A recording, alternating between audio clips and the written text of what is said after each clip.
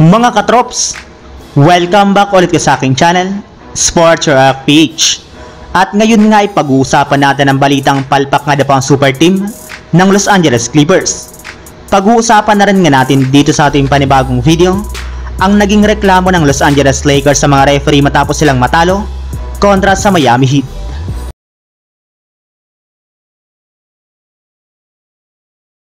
Sa unang pagkakataon nga po mga katrops, ay nakompleto na nga po sa wakas ang bagong super team ng Los Angeles Clippers matapos maglaro na si James Harden sa kanilang game ngayong araw kontra sa New York Knicks. At dito ay ginamit na rin naman nga po ng kanilang team ang kanilang super starting lineup na binubuo ni Russell Westbrook, James Harden, Paul George, Kawhi Leonard at si Ivica Zubac. At bagamat man nga po nagtala ng double-digit points ang apat nilang superstar, ay hindi para naman nga po ito naging sapat para manalo sila kontra sa New York Knicks sa score na 111-97. Kaya dahil nga po dyan ay bumagsak na nga po sa 3 wins at 3 losses ang kanilang record sa standings ng Western Conference.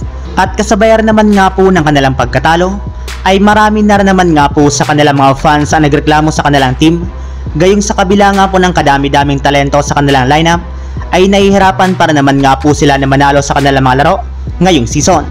Pero ayon na rin naman nga po sa naging pahayag ng kanilang head coach si Tyronn Lue, inamin nga po nito na marami silang mga nagawang pagkakamali sa kanilang pagkatalo kontra sa Knicks, gayong nag-a-adjust para naman nga po sila ngayon sa kanilang bagong lineup.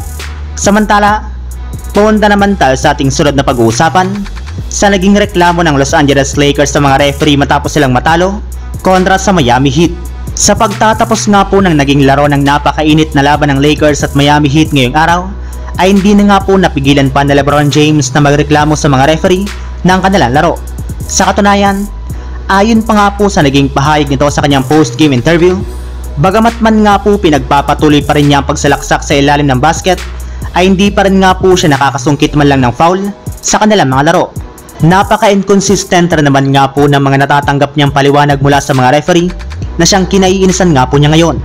Ayon pa nga po sa kanilang head coach si Darvin Ham, napaka-inconsistent nga daw po ng mga tawag ng mga referee sa kanilang naging laban, gayong kahit man nga po ilang beses natamaan sa mukha si LeBron James ay nagkaroon lamang nga po ito ng 4 na free throw attempts. Bukod rin nga po dyan mga katrops, isa rin naman nga po sa mga rason bakit na-eject si D'Angelo Russell sa kanilang game ay dahil sa hindi magagandang tawag sa kanila ng mga referee, kaya mukhang sinisisi na nga po ng Lakers sa mga ito sa kanilang pagkatalo. So yun lang mga katrops, ang handog kong story ngayong araw. Sana nag-enjoy kayo, please like and subscribe my YouTube channel, Sports React PH, para sa iba pang story at update patungkol sa NBA. Kita-kits muli sa ating susunod na video.